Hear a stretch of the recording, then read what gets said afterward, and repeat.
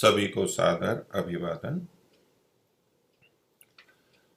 सत्यार्थ प्रकाश एकादश समुल्लास आर्यावर्तीय मत मतांतरों की समीक्षा।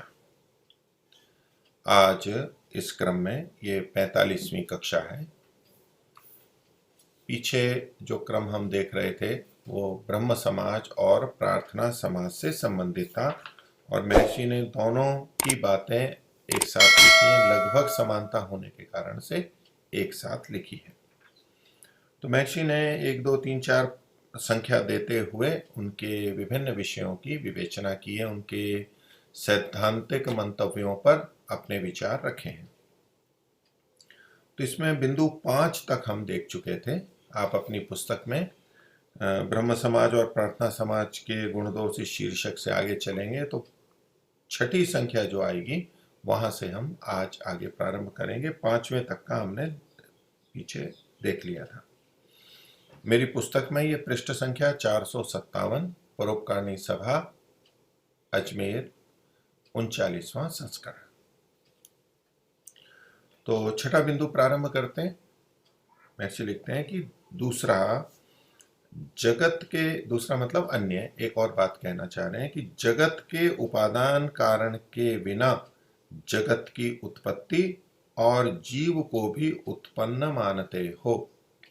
ने उनका एक मत लिखा है कि ये जो जगत है, जगत का मतलब जो हमें ये दिखाई देता है, जो सृष्टि है, कार्य जगत, जगत मतलब कार्य जगत, ये जो विभिन्न वस्तुएं बनी हुई हैं, इसमें पृथ्वी, सूर्य, चंद्र आदि सब आ गए और पृथ्वी में भी बहुत सारे वृक्ष और पर्वत हैं और नदियां, तालाब, पानी, जल, अग्नि, ये सब चीजें जो हैं इन सब का उसमें ग्रहण हो जाएगा। तो ये जो सारा जगत है इसके उपादान कारण के बिना इसकी उत्पत्ति मानते हैं।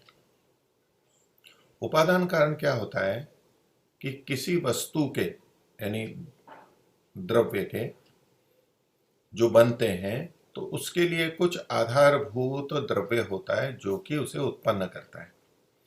जैसे कि घड़े के लिए मिट्टी, कपड़े के लिए तंतु या धागे, रोटी के लिए आटा इत्यादि, मकान के लिए सीमेंट, ईंटें, रोड़ी, बजरी और जो भी उसमें काम में लगते हैं वे सब चीजें, उनको उपादान कारण कहते हैं। तो ये संसार तो दिखाई दे रहा है, इसको तो कोई नकार नहीं सकता, ये है। अब कुछ लोग उसको भी मिथ्या कह देते हैं, वो एक अलग दृष्टि है, नहीं तो ये तो सामने है और इसकी उत्पत्ति भी हुई है। तो ये लोग इसकी उत्पत्ति तो मानते हैं, लेकिन इसकी उत्पत्ति किससे हुई है, इसका उपादान कारण वो नहीं मानते। केवल एक ईश्वर को मानते हैं, जैसा कि अद्वैतवादी भी मान लेते हैं, ब्रह्म को, ईश्वर को मानते हैं, लेकिन इस जड़ कार्य जगत का निर्माण जिस जड़ मूल प्रकृति से हुआ उसको नहीं मानते। वो जो इसका उपादान कारण है उसको वो नहीं मानते हैं। इसलिए महर्षि ने कहा कि जगत के उपादान कारण, जगत का जो उपादान कारण है यानी मूल प्रकृति, उसके बिना जगत की उत्पत्ति मान लेते हैं। ये ऐसे है महर्षि की दृष्टि में जैसे बिना आटे के रोटी बन जाना, बिना मिट्टी के घड़ा बन जाना, बिना धागों के कपड़ा बन जाना, बस बन गया।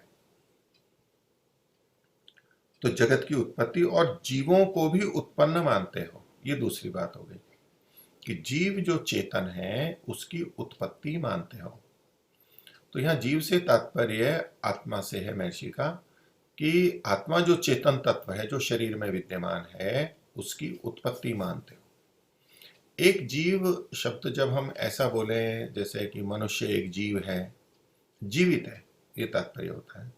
कीड़ी है, मकोड़े हैं, मछली है, गाय भैंस है, इनको हम जीव कहते हैं। इसमें जीवन चलता है, प्राण को ये धारण करते हैं, इसलिए इनको जीव कहते हैं। इनकी उत्पत्ति की बात नहीं है, ये तो उत्पन्न होते हैं यानी शरीर में आते हैं, यही इनकी उत्पत्ति है। तो जो मूल चेतन तत्व है उसकी उत्पत्ति की बात यहाँ आएगी, क्योंकि उसी पे आक्षेप आएगा। ये जो चेतन तत्व शरीर में आता है ये तो महर्षि भी स्वीकार करते हैं, तो उसके खंडन की तो कोई बात ही नहीं है। तो यहाँ जीव का मतलब आत्मा है। तो आत्मा को भी उत्पन्न मानते हो, पहले नहीं था और उत्पन्न हुआ है। जो चीज उत्पन्न होती है तो उत्पन्न होने से पहले वो नहीं होती है, उस रूप में नहीं होती है। घड़ा यदि बना है, हमारे मिट्टी से बन गया, तो घड़ा बनने से पहले घड़ा नहीं था, वो वाला घड़ा। अन्य घड़े हों वो अलग बात है, अन्य घड़ों पे भी यही नियम लगेगा कि वो जब उत्पन्न हुए थे उससे पहले वो नहीं थे। वो जो विशेष घड़ा है, अलग से इकाई है, वो उससे पहले नहीं था।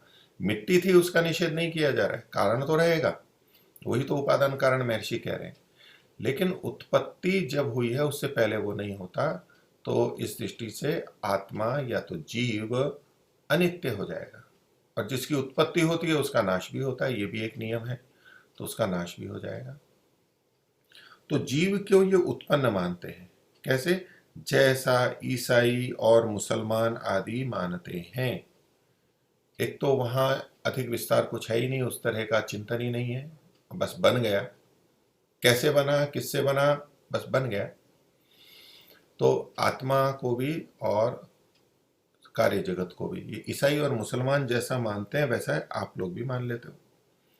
तो इसका उत्तर सृष्टि और जीवेश्वर की व्याख्या में देख लीजिए। महर्षि यहाँ इसका विस्तार नहीं कर रहे हैं, लेकिन सृष्टि उत्पत्ति विषय इसी ग्रंथ में समोल्लास 8 में महर्षि ने दिया है। अन्य जगह भी प्रसंग आया है, ऋग्वेद आदि भाष्य भूमिका में या अन्य ग्रंथों में भी संकेत हैं, लेकिन समोल्लास 8 में सृष्टि उत्पत्ति का विषय इसी सत्यार्थ प्रकाश में दिया हुआ है, तो पहले आ चुका है। और जीवेश्वर विषय, जीव और ईश्वर का विषय, ईश्वर का विषय ये समोल्लास 7 के अंदर दिया है, ये भी पहले आ चुका है।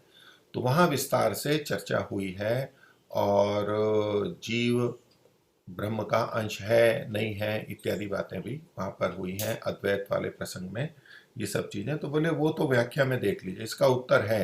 ये आप जो मानते हो वो मान्यता गलत है, और क्यों गलत है और क्या होना चाहिए ये सब वहां पर बताया हुआ है। उसमें कुछ हेतु महर्षि यहाँ पर दे रहे हैं संक्षेप से, कि कारण के बिना कार्य का होना सर्वथा असंभव है। कार्य का मतलब है जो कोई उत्पन्न होता है, बनता है, बनाया जाता है, तो बिना कारण के कुछ नहीं हो सकता है। ये कारण और कार्य का नियम, कॉज और इफेक्ट का नियम, ये विज्ञान भी मानता है और दर्शन भी मानते हैं, और ये एक अटल सिद्धांत है कि कारण हो नहीं और कार्य हो जाए, ऐसा नहीं हो सकता। कभी हमें ऐसा दिख सकता है कि कार्य आ गया, कारण तो है ही नहीं इसका, हमें पता नहीं लग रहा है, ये तो संभव है, लेकिन वो हो नहीं है ऐसा नहीं हो सकता, अवश्य होगा। तो इसलिए कहा कारण के बिना कार्य का होना सर्वथा असंभव है, पूरी तरह असंभव, मतलब हो ही नहीं सकता। और उत्पन्न वस्तु का नाश न होना भी वैसा ही असंभव है। उत्पन्न हुई है और नष्ट न हो, ये भी असंभव है। अर्थात उत्पन्न हुई है तो नष्ट भी अवश्य होगी, ये अटल सिद्धांत है। इसलिए आपका जो मानना है वो गलत है। ये जीव को फिर नष्ट न होने वाला मानते हैं, तो वो गलत है। उत्पत्ति मानते हैं और नष्ट न होने वाला मानते हैं, तो चूंकि उत्पत्ति मानते हैं इसलिए नष्ट न होने वाला पक्ष है वो गलत है। वैसे जीव नष्ट नहीं होता है, अनंत रहता है, ये तो वैदिक सिद्धांत भी मानता है, लेकिन साथ में उत्पन्न नहीं होता है ये भी मानता है, अनादि भी मानता है। तो अनादि के साथ अनंत जुड़ेगा काल की दृष्टि से, लेकिन उत्पन्न हो, शादी हो और फिर अनंत हो, ये नहीं घट सकता है। इसलिए महर्षि ने उसका निषेध किया। अगला बिंदु 7वां, फिर एक सिद्धांत की बात ले रहे हैं कि एक यह भी तुम्हारा दोष है, तुम्हारे मत में, तुम्हारे सिद्धांत में ये दोष है कि जो पश्चाताप और प्रार्थना से पापों की निवृत्ति मानते हो। पाप हो गया, पाप तो किसी से भी होगा, और विभिन्न मत संप्रदाय उसके निवारण के लिए विभिन्न उपायों को बताते हैं। तो ये क्या बताते हैं कि पश्चाताप होना है, पश्चाताप होना, कर्म कर दिया गलत, उसके बाद में दुख होना है कि मैंने, मेरे से कितना गलत हो गया, बहुत दुख हो रहा है, पश्चाताप। और प्रार्थना करना, परमात्मा से प्रार्थना करना कि मेरे को इससे मुक्त कर दो, मेरे से गलती हो गई है, अपनी गलती को स्वीकार कर लेना, और ऐसे प्रार्थना करना। तो पश्चाताप और प्रार्थना से पापों की निवृत्ति मानते हो। पापों की निवृत्ति का अभिप्राय है कि जो पाप कर्म किए हैं, जो कि कर्माशय में है अभी, और उनका भविष्य में फल आने वाला है जो कि प्रारब्ध कर्म कहलाता है, फल देने लगता है, भाग्य बनता है। तो कर्म तो पाप का किया है लेकिन उसका फल नहीं चाहता है वो व्यक्ति, उसके लिए ये दोष है कि पश्चाताप और प्रार्थना से पापों की निवृत्ति मानते हो। कहते हैं आप पश्चाताप कर लो, पाप नष्ट हो जाएंगे, आप प्रार्थना करो, नष्ट हो जाएंगे। ऐसा और लोग भी मत संप्रदाय वाले कहते हैं। और मनुष्य की दुर्बलता है, वो पाप तो करता है लेकिन पाप के फल जो दंड होता है उसको नहीं चाहता है, और कुछ ना कुछ उपाय कोई भी बता देता है तो सोचता है कि चलो इससे ठीक हो जाएगा और इससे मैं बच जाऊंगा। ये प्रक्रिया, इस तरह के उपाय अधिकांश मतांतरों ने बना रखे हैं। तो महर्षि का कहना है कि जो हमारे पाप कर्म हैं वो भोगे बिना समाप्त नहीं होंगे। ये जो हमारा जन्म मरण चल रहा है और जन्म हो रहे हैं, इस प्रक्रिया में जो कर्मफल की प्रक्रिया है, तो फल भोगने पर ही ये समाप्त होते हैं। एक व्यापक नियम है। इसका जो अपवाद है वो एक अलग बात है, लेकिन इस तरह का नहीं है अपवाद जैसा कि ये लोग मानते हैं। तो उसका महर्षि यहाँ पर खंडन कर रहे हैं कि इसी बात से जगत में बहुत से पाप बढ़ गए हैं। बढ़ने का कारण है ये, वो पाप कर लेते हैं अपनी इच्छा से, स्वेच्छा से दूसरों को कष्ट दे देते हैं और अन्याय अत्याचार करके कुछ भी अपना लेते हैं, ले लेते हैं, सुविधाएं जुटा लेते हैं, और विभिन्न सस्ते सस्ते बहुत हल्के हल्के उपाय कि इससे पाप से मुक्त हो जाएंगे, तो उनको बड़ा सरल लगता है। दंड पूरा भोगना पड़े तब तो वो व्यक्ति गलत कर्म नहीं करेगा, बचेगा, बचने का प्रयास करेगा। लेकिन थोड़े से कुछ हो गया, यानी लाभ तो 100 का ले लिया और 1-2 रुपए में उससे मुक्त हो गए, तो वो तो कोई चाहता ही है ना। ऐसा ही तो होता है जैसे रिश्वत देने वाले करते हैं। 1 करोड़ की रिश्वत ले और 1-2 लाख या 5 लाख दे करके छूट गए, कोई दंड नहीं, तो बाकी तो लाभ हो गया उसको, वो ऐसा देखता है। तो ये ही इन उपायों का हाल है। तो महर्षि कहते हैं कि इसी बात से जगत में बहुत से पाप बढ़ गए हैं, क्योंकि पुरानी लोग तीर्थ आदि यात्रा से, पौराणिक जो पुराण को मानते हैं वो पौराणिक पुरानी लोग, तो वो भी और भी ये इस तरह की बात जहां जहां है उन सब का भी खंडन कर रहे हैं महर्षि, उसका उल्लेख साथ में कर रहे हैं। तो इनका भी है और औरों का भी है। तो पुराने लोग तीर्थ आदि यात्रा से, तीर्थ की यात्रा कर लो, वहां पवित्र नदी में स्नान कर लो या और कुछ अनुष्ठान कर लो, उससे पाप धुल जाएंगे जीवन भर के या जन्म जन्मांतरों के भी। जैनी लोग भी नवकार मंत्र जप और तीर्थ आदि से, तो नवकार मंत्र उनका वो बोलते हैं, बार बार बोलते हैं, उसमें नमन करते हैं औरों को। उनका मंत्र है, वो संस्कृत में बना हुआ है, संस्कृत या पूरा संस्कृत में नहीं है, वो पाली या तो दूसरी भाषा के अंदर है, थोड़ा अंतर है उसमें। तो नवकार मंत्र है, वो जप करने से, और जैसे तीर्थ आदि का पुराणी मानते हैं ऐसे ये भी मानते हैं। इन्होंने भी अपने तीर्थ बना रखे हैं, उन तीर्थों की यात्रा करते हैं, वहाँ दर्शन करते हैं, पूजा पाठ करते हैं, जो पूजा पाठ करते हैं। सब जैनी पूजा पाठ नहीं करते। तो इन चीज़ों से भी पाप की मुक्ति जैनी लोग मानते हैं। जैसे ईसाई लोग ईसा के विश्वास से मानते हैं पाप मुक्त हो जाएंगे, और चर्च में जा कर के और अपने दोष को स्वीकार कर लेना, इससे भी पाप की मुक्ति मानते हैं। मुसलमान लोग तौबा करने से पाप का छूट जाना बिना भोग के मानते हैं। तो पाप तो छूटते हैं, इसमें कोई दो राय नहीं है, छूट सकते हैं, लेकिन उसका उपाय है कि भोगने के बाद में, क्योंकि ये जो पाप का कर्म होता है, पाप का फल जो होता है, पाप कर्म का फल होता है, ये हमारे सुधार के लिए होता है।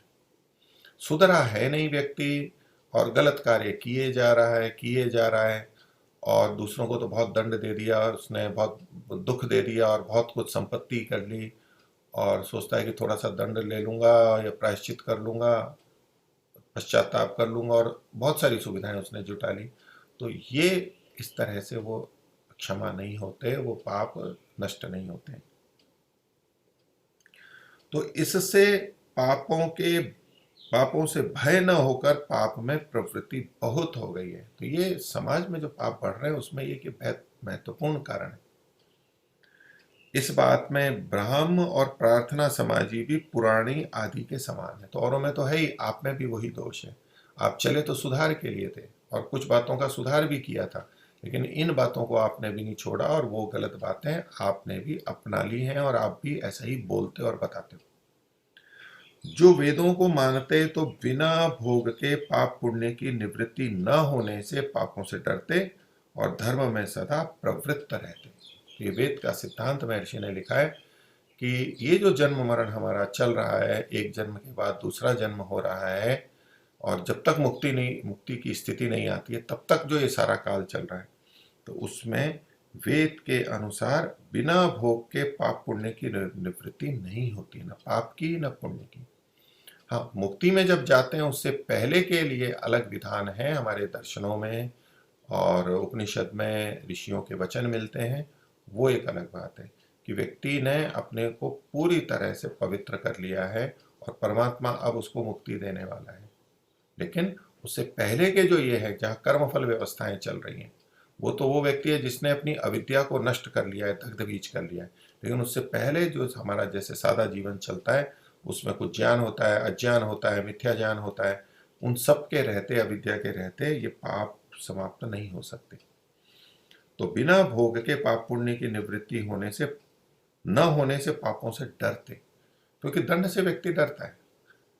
तो जितना हमने सुख पाया गलत काम करके, सुविधा जुटाई, दूसरों को दुख दिया, बहुत दिया, तो जितना सुख हमने प्राप्त किया उससे अधिक दंड जब दिखाई देगा तो व्यक्ति सीधा सीधा सोचेगा कि इस पाप करने से फिर फायदा क्या हुआ मेरे को। लाभ तो हर आत्मा सोचता है, गणित हर आत्मा लगाता है, लाभ हानि हर आत्मा देखता है, लेकिन अपनी अपनी समझ से देखता है।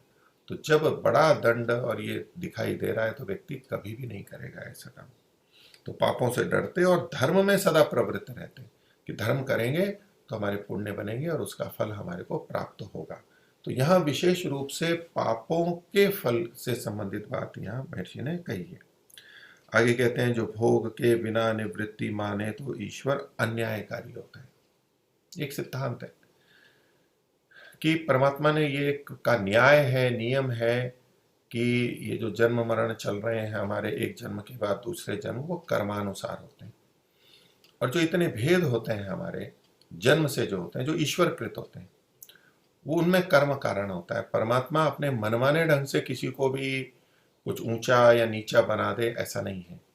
लोगों में प्रचलित मान्यताएं हैं कि परमात्मा चाहे जिसको राजा बना दे, चाहे जिसको रंक बना दे और कभी भी बना दे। वो बना सकता है लेकिन वो कर्म के अनुसार बनाता है, कर्म के अनुसार बना सकता है, ऐसे ही नहीं बनाता। पर नहीं तो परमात्मा अन्यायकारी हो जाएगा। तो परमात्मा न्यायकारी है और इसलिए हमारे लिए पूज्य है, माननीय है। नहीं तो जो अन्याय करने वाले जैसे दुष्ट राजा होते हैं या न्यायाधीश होते हैं, रिश्वत लेके और कारणों से अपनों के लिए अच्छा और दूसरों के लिए उतना अच्छा नहीं है, बुरा कर देते हैं, वो तो आदर के योग्य नहीं होते, वो समान नहीं होते, वो पक्षपात से युक्त होते हैं, तो वो न्याय व्यवस्था नहीं कहलाती है। तो यदि परमात्मा भोग के बिना इनको नष्ट कर दे वे, यानी पापों को नष्ट कर दे वे, तो ईश्वर अन्यायकारी होता है और ईश्वर अन्यायकारी है नहीं। इसलिए आपका ये मानना गलत है, आपका ये सिद्धांत गलत है, बहुत गलत है। आगे 8वां, जो तुम जीव की अनंत उन्नति मानते हो सो कभी नहीं हो सकती। अनंत उन्नति एक उत्साह देने के लिए, उत्साह के लिए बहुत लोग बोलते हैं कि आत्मा कुछ भी बन सकता है, कितनी भी उन्नति कर सकता है, महान से महान बन सकता है, इतनी अनंत शक्तियां हमारे अंदर छिपी हुई हैं। लोग उदास निराश होते हैं, मेहनत नहीं करते हैं, उन्नति का विश्वास नहीं होता है, लगता है कि ये तो महापुरुष ही कर सकते हैं, हम तो नहीं कर सकते, एक सामान्य मनुष्य नहीं सोच पाता है। तो उस सब के लिए बहुत लोग आज भी प्रोत्साहित करते हैं कि हम कुछ भी कर सकते हैं, हम ये कर सकते हैं, वो कर सकते हैं, अनंत शक्ति हमारे अंदर है। तो ऐसे ही ये लोग भी मानते थे। तो महर्षि कह रहे हैं कि तुम जीव की अनंत उन्नति मानते हो, सो कभी नहीं हो सकती, ये संभव ही नहीं है। जैनी लोग भी जैसे आत्मा को फिर तीर्थंकर हो जाते हैं, मान लेते हैं और फिर बहुत बहुत ऐसी शक्तियां मान लेते हैं। तो आत्मा अनंत कभी नहीं बन सकता, सीमित ही है। क्यों है ऐसा? तो कारण बताएं, क्योंकि ससीम जीव के, ससीम का मतलब है सीमा सहित, जो है जिसकी सीमा है, अल्प है, जो अनंत नहीं है। तो ससीम जीव के गुण कर्म स्वभाव का फल भी ससीम होना आवश्यक है। क्योंकि सीमा रहित है, सीमा सहित है, उसके साधन सीमित हैं, तो इसके आधार पर तो जो गुण हैं वो भी सीमित होंगे। खुद सीमित है तो गुण भी सीमित होंगे, वो अनंत नहीं हो सकते। और जो कर्म होंगे वो भी सीमित ही होंगे, वो भी अनंत नहीं हो सकते। जो स्वभाव है वो भी अनंत नहीं हो सकता। तो इनका जो फल होगा, जैसे परमात्मा कर्म का फल देता है, न्यायकारी है, तो जब कर्म सीमित है, सामर्थ्य सीमित है, तो कर्म भी सीमित है, तो फल अनंत नहीं हो सकता है, फल भी सीमित ही होगा। तो फल भी ससीम होना आवश्यक है, अनंत नहीं हो सकता है। तो इसलिए आपका ये मत ठीक नहीं है। इस पर उनके पक्ष को मानने वाला व्यक्ति ये बोल रहा है कि ऐसा हो सकता है, ईश्वर न्यायकारी भी रहे और अनंत फल भी मिल जाए। कैसे होगा वो? तो कहता है कि परमेश्वर दयालु है। तो दयालु तो कुछ भी हम करें, थोड़ा सा करें तो वो कितना भी दे सकता है, ऐसा इनका तात्पर्य है। तो परमेश्वर दयालु है, ससीम कर्मों का फल अनंत दे देगा, ससीम कर्मों का फल अनंत दे देगा।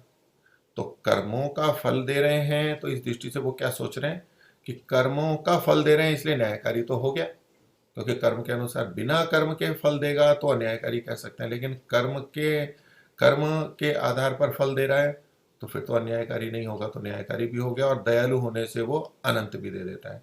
लेकिन न्यायकारी में ये भी तो साथ में जुड़ा हुआ है कि जैसे कर्म किया तो फल देगा, ये ठीक है, लेकिन जैसा कर्म किया वैसा फल देगा, और जितना कर्म किया उतना फल देगा, ये उसके साथ में बात जुड़ी भी है।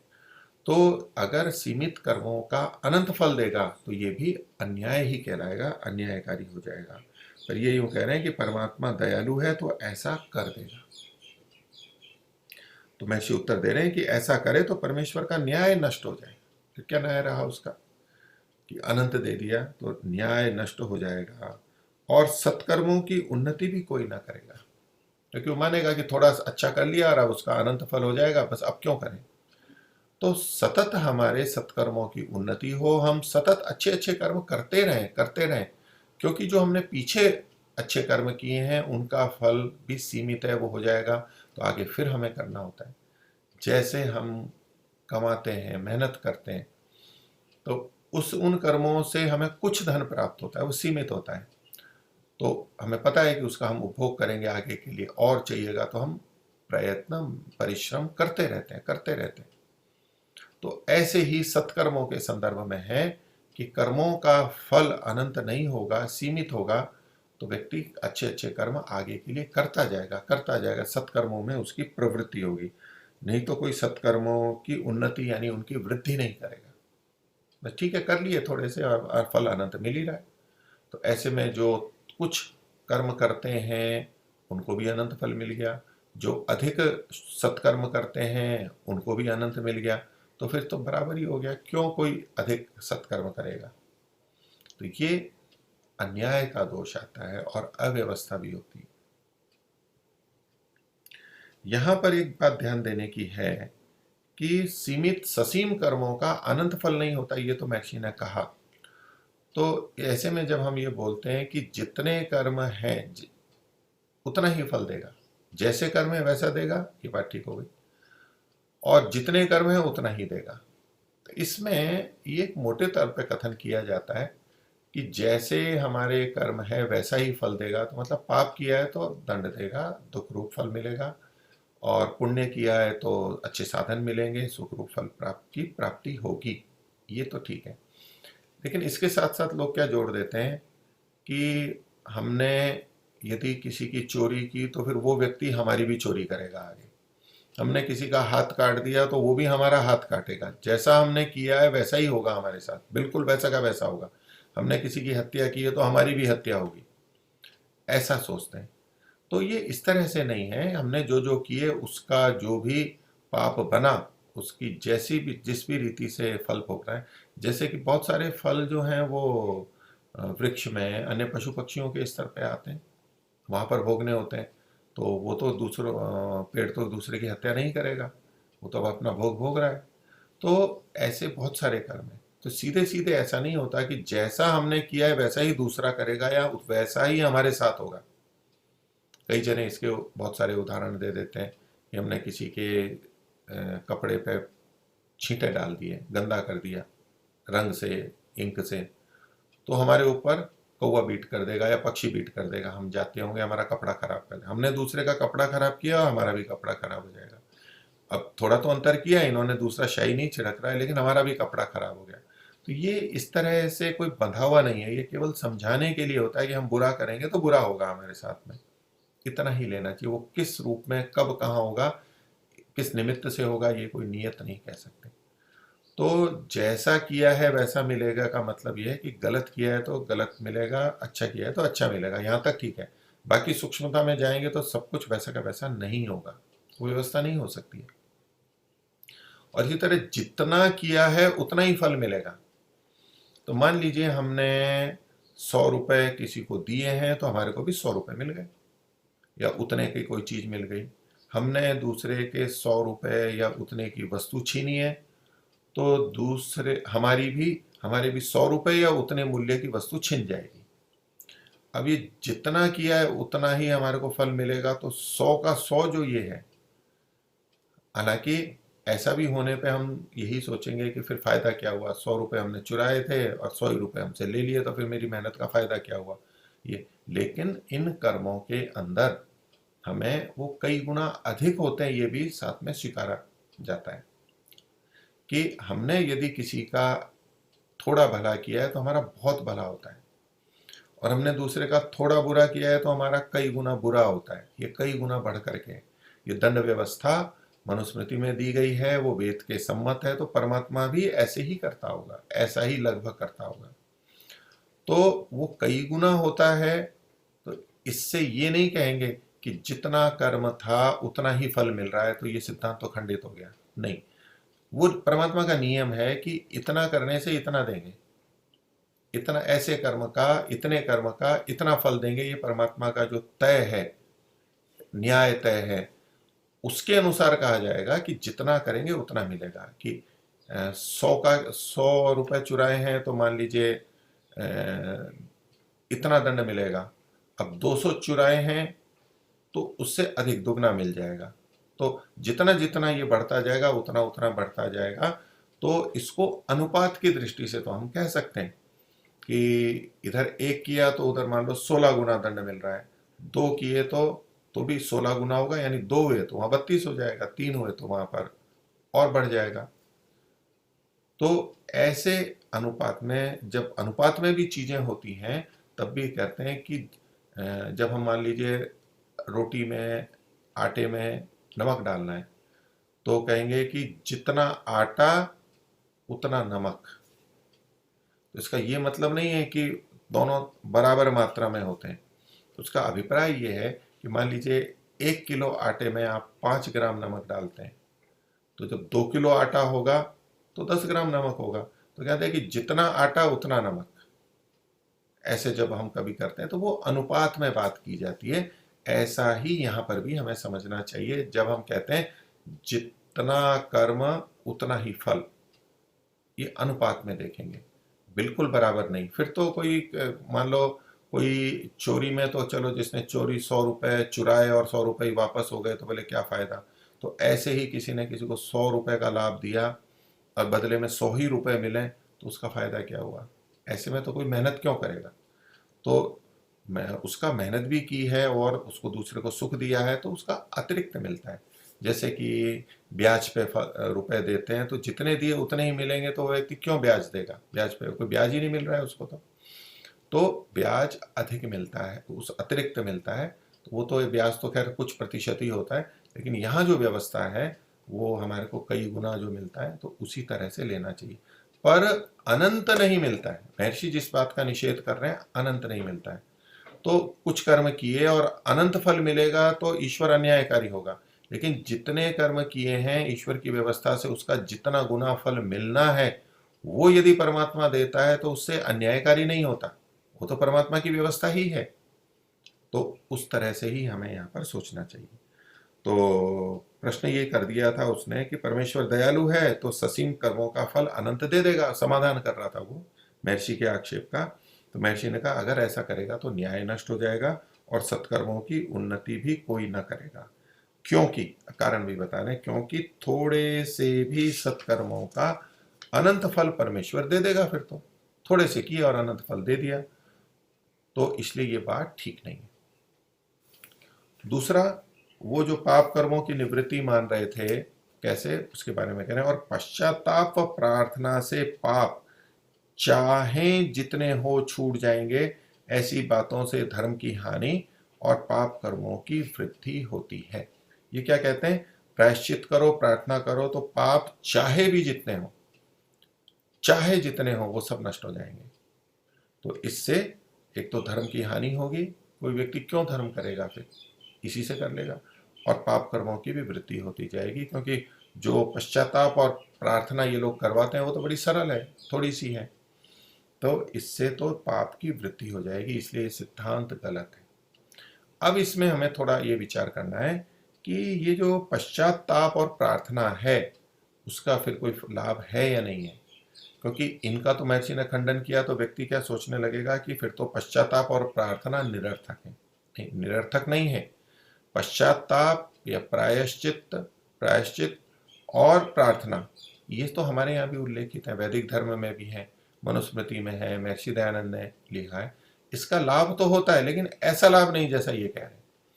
जब हम पश्चाताप करते हैं, यानी बाद में दुखी होते हैं कि देखो मेरे से गलत कार्य हुआ, तो इससे हमारे उस गलत कार्य के संस्कार क्षीण होते हैं। कर्म जो किया उसका फल तो होगा, लेकिन हम आगे नहीं करते।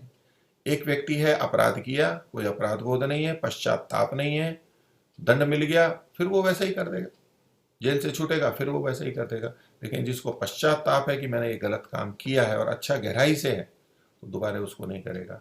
यदि थोड़ा पश्चाताप है और फिर बाद में भूल गया है उसको, तो फिर से उसी कर्म को भी कर देगा। तो ये हमारे संस्कारों के कारण से होता है।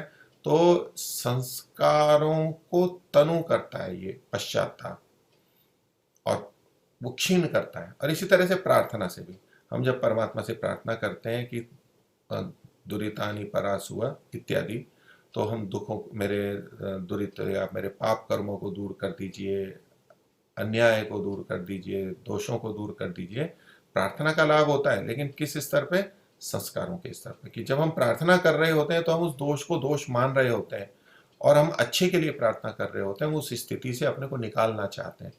तो संस्कार ठीक होंगे, वृत्तियां ठीक होंगी, लेकिन जो हमने पीछे कर्म किया है, पाप कर्म किया है, उसका दंड तो मिलने वाला है।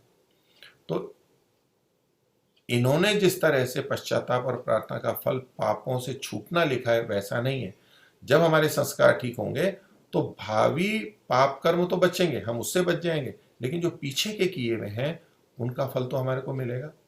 तो ये लोग जिस तरह से प्रस्तुत करते हैं, ये पिछले पाप कर्मों से भी छुटकारे की बात करते हैं, और लोग इस प्रलोभन में आ जाते हैं।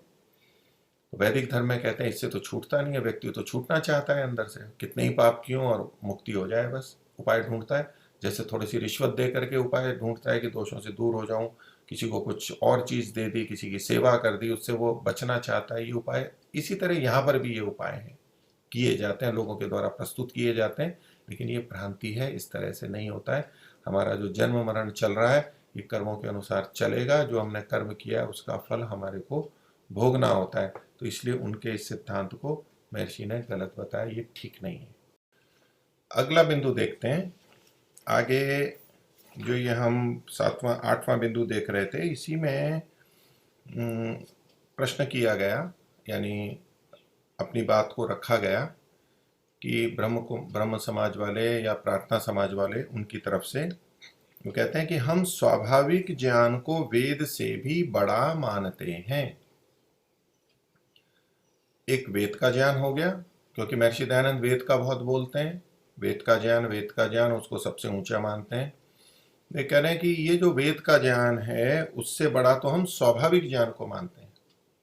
और स्वाभाविक ज्ञान जो अपने अंदर से आता है, अपना है, आगे बताएंगे ये।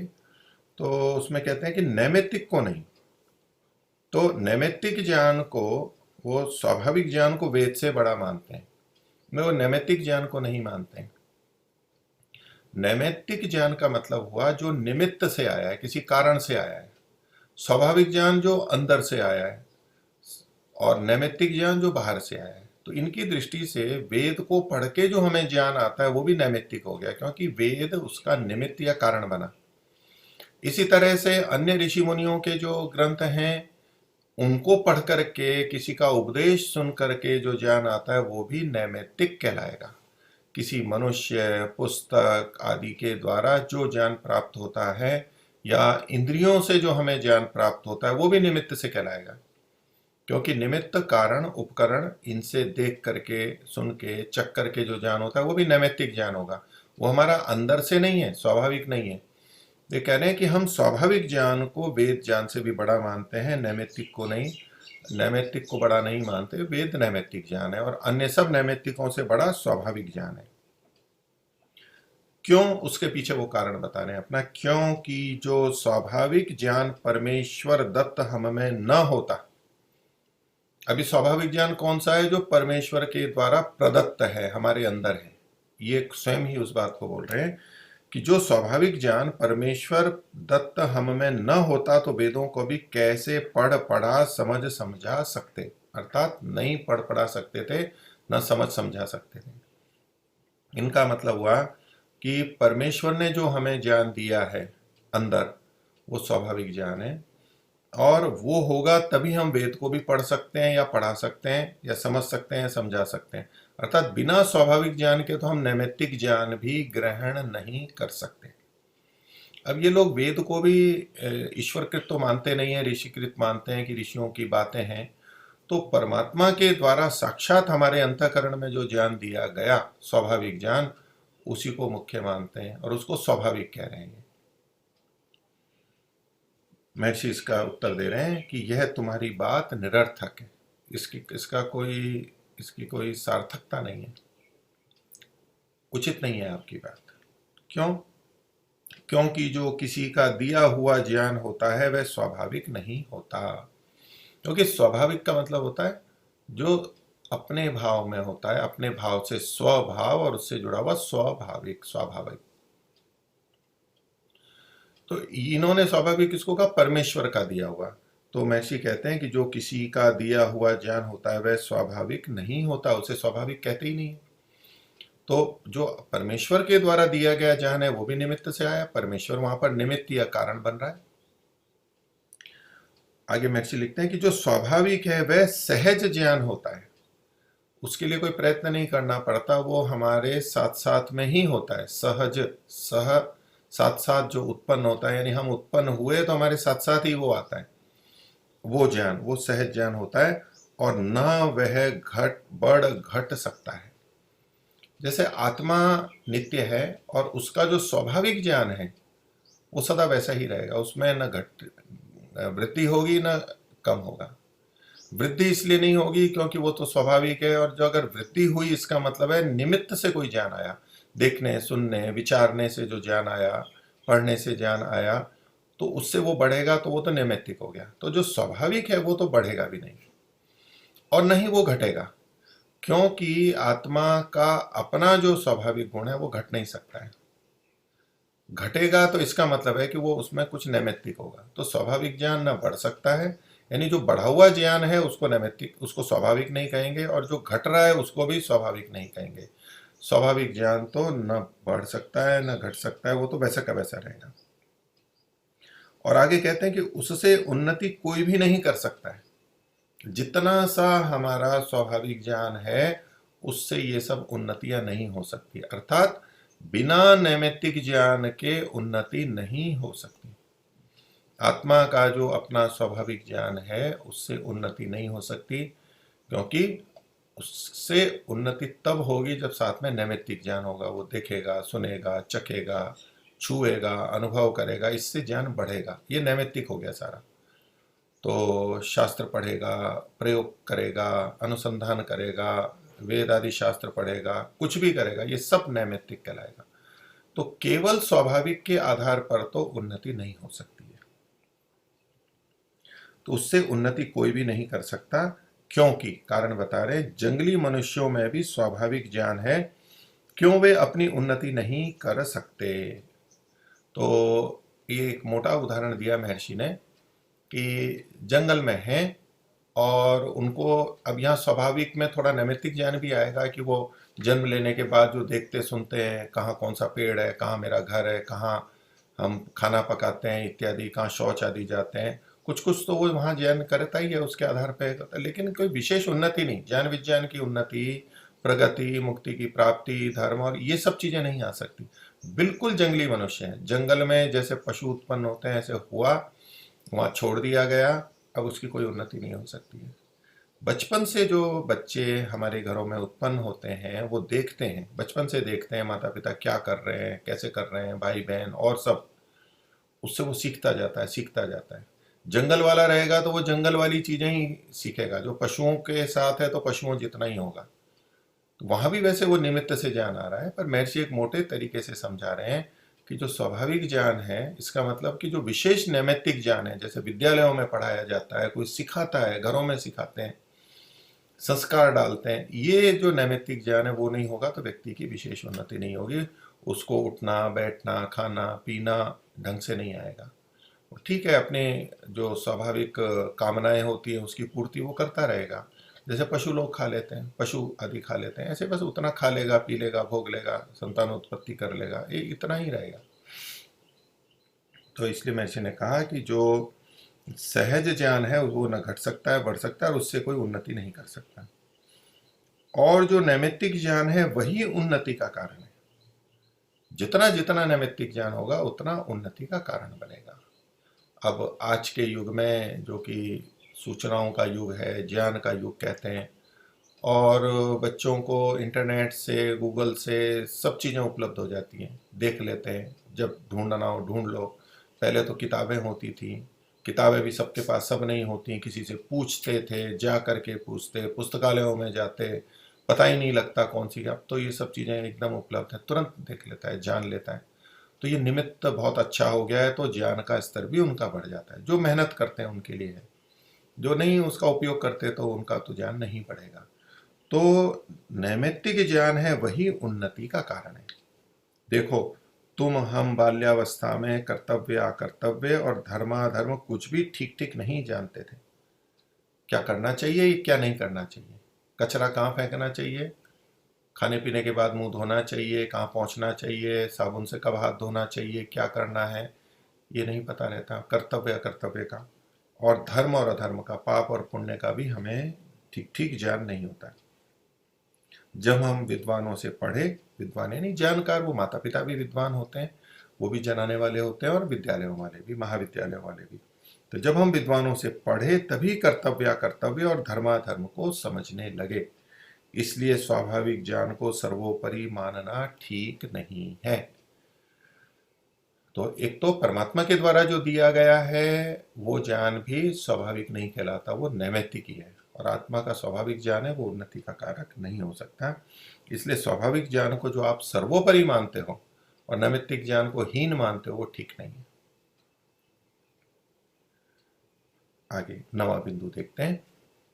ये कहते हैं कि जो आप लोगों ने पूर्व और पुनर्जन्म नहीं माना है, अर्थात पहले का जन्म नहीं था, यही जन्म है इतना ही मानते हैं, पहले का जन्म नहीं था, पहले का कोई जन्म नहीं मानते, और आगे भी जन्म होगा ये भी नहीं मानते, वह ईसाई मुसलमानों से लिया होगा।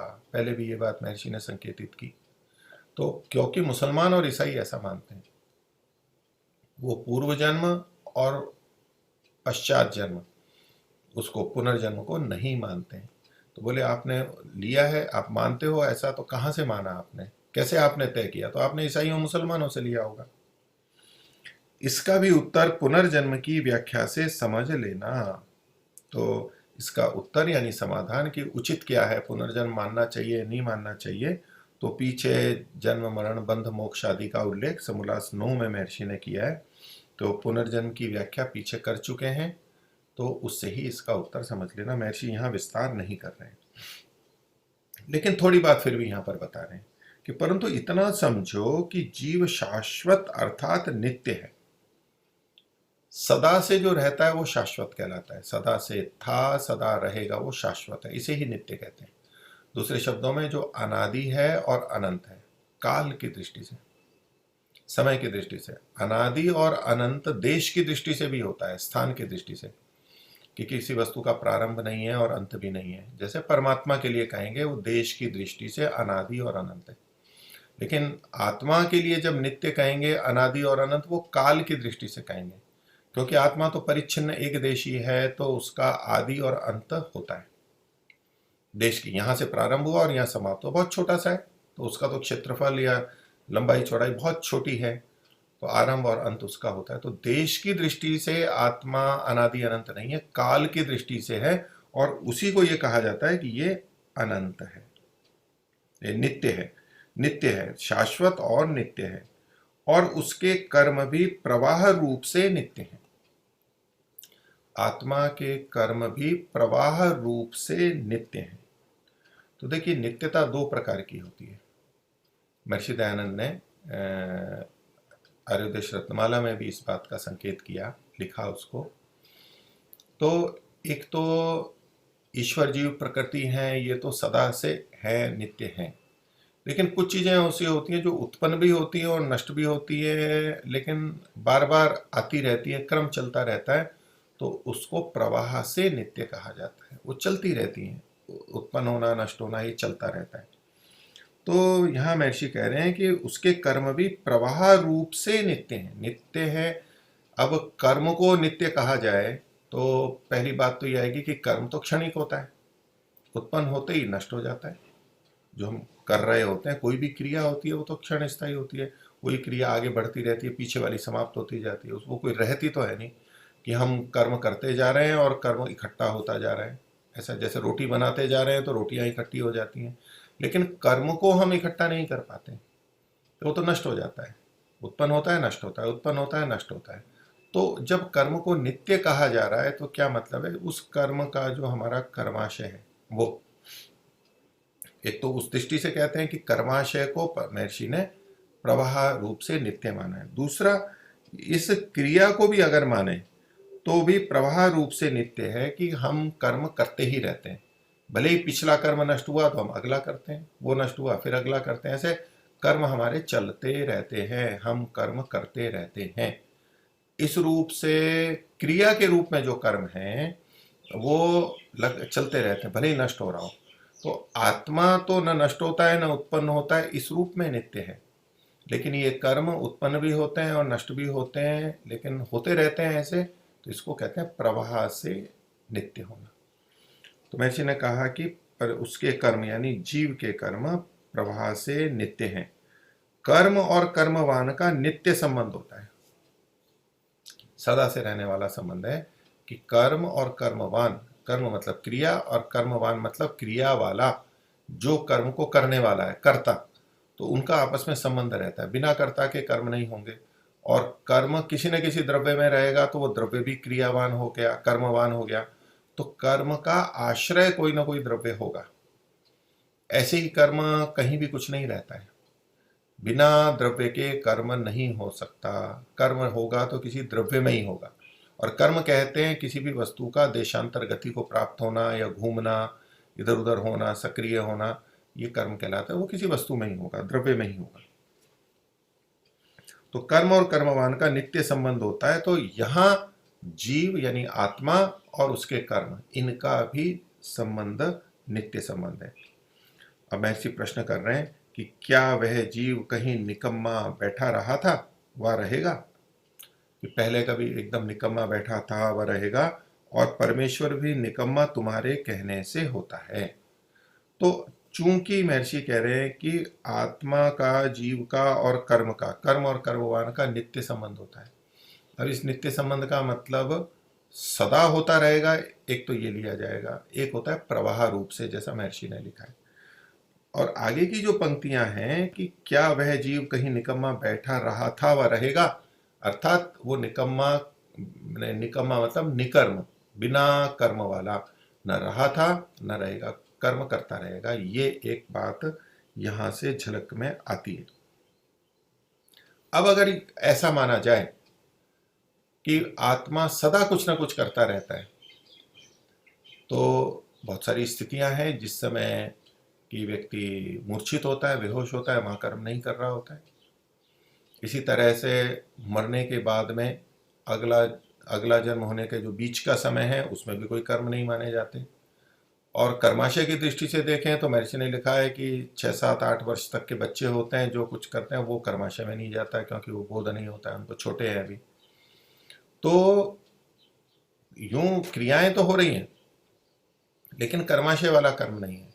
और इसी तरह से प्रलयावस्था में महर्षि ने स्पष्ट लिखा है कि जब प्रलय होती है तो ये सारा कार्य जगत प्रकृति में सत्वर स्तंभ में लीन हो जाता है, उस अवस्था तरह रहता है, और आत्माएं मूर्छित जैसी रहती हैं, सुषुप्ति जैसी रहती हैं, अर्थात वो कोई कर्म नहीं करती।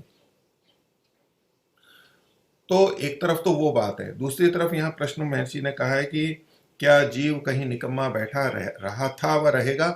तो वैसे तो प्रश्न किया जा रहा है, लेकिन इसमें महर्षि का तात्पर्य क्या हो रहा है कि वो निकम्मा नहीं था या नहीं रहेगा, कर्म तो करता रहेगा। तो जब कर्म करता रहेगा तो पूर्व जन्म भी मानना पड़ेगा और परजन्म भी मानना पड़ेगा। मूल बात पुनर्जन्म और परजन्म की थी, उससे जोड़ करके देखेंगे।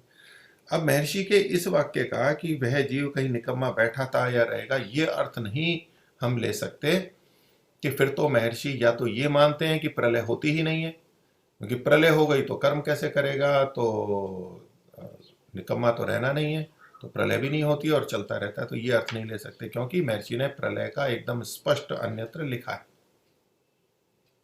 उत्पत्ति स्थिति और प्रलय, सत्यात प्रकाश में भी और ऋग्वेद आदि भाष्य भूमिका में भी। तो प्रलय तो होती है। अब कहें कि प्रलय होती है तो कहीं होती होगी और कहीं दूसरी जगह काम करता रहता होगा, लेकिन वहाँ आत्मा के लिए मूर्छित और सुषुप्ति जैसा भी लिखा हुआ है, मतलब वो निष्क्रिय रहता है, ये भी लिख रखा है। क्योंकि कुछ लोग ये मानते हैं कि ये जो सृष्टि चल रही है पूर्ण प्रलय कहीं नहीं होगी, यहाँ कहीं नष्ट हो रहा है, कहीं उत्पन्न हो रहा है। जैसा आधुनिक वैज्ञानिक मानते हैं कि कोई लोग बन रहा है, कोई नष्ट हो रहा है, कोई युवा है, कोई वृद्ध है, कोई बाल अवस्था का है, तो चलता रहता है, पूरा नष्ट कहीं नहीं होता, ऐसा मान करके कुछ लोग ये कथन करते हैं। तो महर्षि की दृष्टि से तो पूर्ण प्रलय होता है, 4 अरब 32 करोड़ वर्ष के बाद में पूरा प्रलय हो जाएगा, और वो प्रलय का काल भी बता रखा है, एकदम गणना करके बता रखा है। इसलिए महर्षि के इस कथन का कि वो कभी निकम्मा निठल्ला था या रहेगा का मतलब पूर्व जन्म और परजन्म से ही संबंधित लेना चाहिए। कि जैसा ब्रह्म समाज या प्रार्थना समाज वाले मानते हैं कि इसी जन्म में, यही जन्म है, पूर्व और पर नहीं है, तो जितने कर्म है वो इसी जन्म में हो रहे हैं, बाकी नहीं हो रहे हैं। तो उससे पहले क्या था और आगे क्या था, तो आत्मा तो नित्य है, इसलिए कर्म तो करता रहेगा। यद्यपि वो लोग ये मानते हैं कि आत्मा उत्पन्न होता है, तो उत्पन्न होता है तो पहले था ही नहीं, तो कर्म कहाँ से करेगा, ये उनके पक्ष में जा सकता है। लेकिन उसको नित्य भी मानते हैं कि वो आगे नष्ट नहीं होगा, तो तब तो जन्म होना चाहिए। बिना जन्म के, बिना साधनों के, शरीर इंद्रियों के वो कर्म कैसे कर सकता है, कर्म नहीं कर पाएगा। तो इस उनके कथन की दृष्टि से पूर्व जन्म और परजन्म को ध्यान में रखते हुए कहा है कि निकम्मा न बैठा था न बैठेगा, अर्थात पिछले जन्मों को मानना पड़ेगा जहां हम कर्म करते रहे हैं, आज भी कर रहे हैं और आगे भी करते रहेंगे। अब मुक्ति में चला जाता है, वहां इस तरह के कोई कर्म नहीं होते हैं वैदिक सिद्धांत की दृष्टि से, लेकिन मुक्ति के बाद में जब लौटते हैं तो फिर होते हैं, फिर शरीर प्राप्त करता है, फिर कर्म करता है। तो भले ही बीच में रुक जाते हों पर फिर भी होते रहते हैं। अब मान लीजिए, इतनी सब दूर की बात छोड़ दें, हम दिन में भी या कभी भी हम जब सो जाते हैं, जगते हुए तो हम विविध कर्म करते रहते हैं, सोते हुए तो हम कर्म नहीं करते हैं। शरीर में श्वास आदि चलता है, हृदय धड़कता है, ये अपने आप होता रहता है, आत्मा थोड़ा ना कर रहा होता है।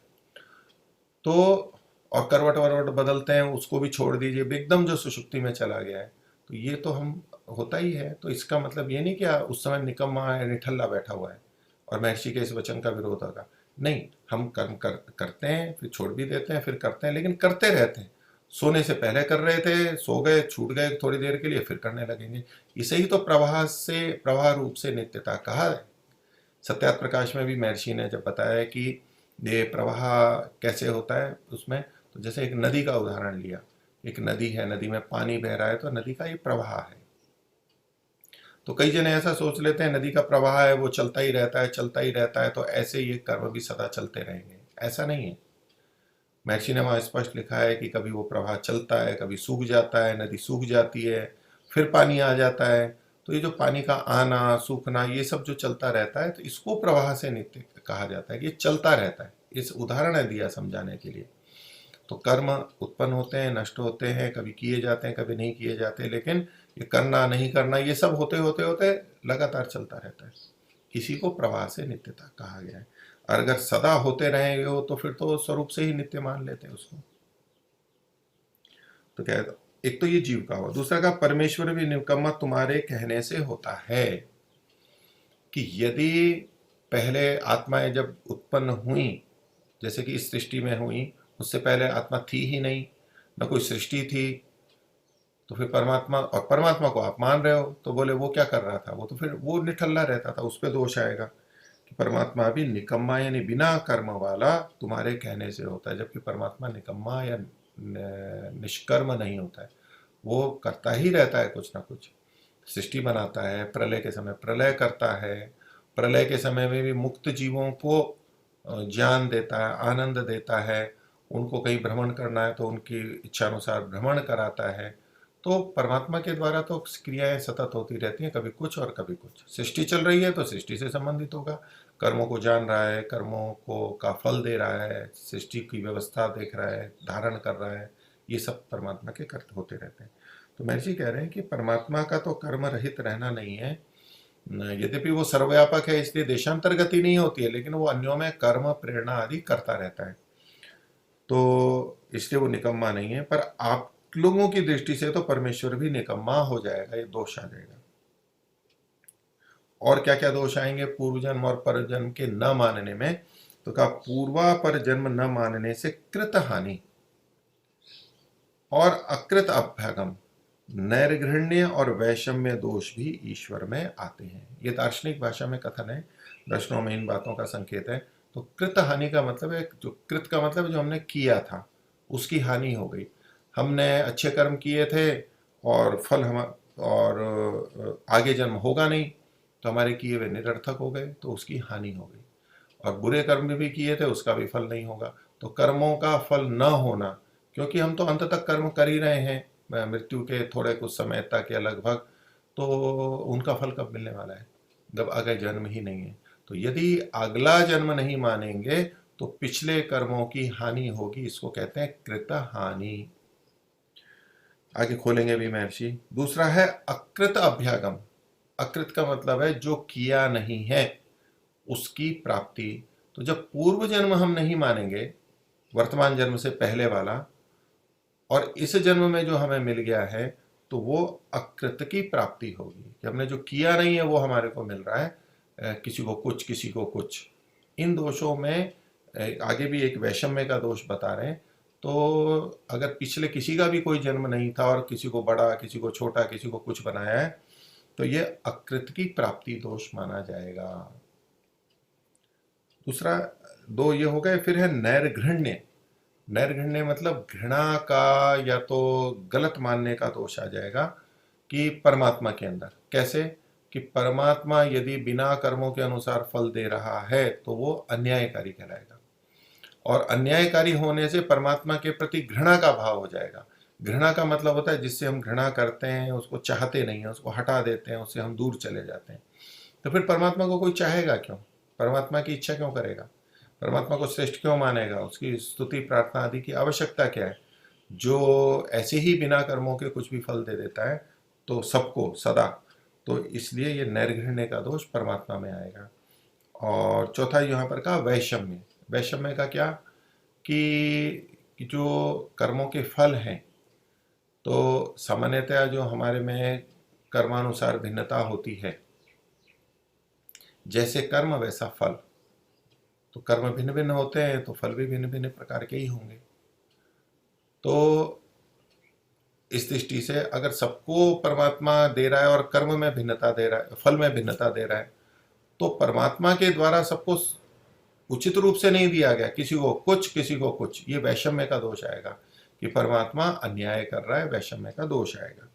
ये चार दोष परमात्मा में आते हैं।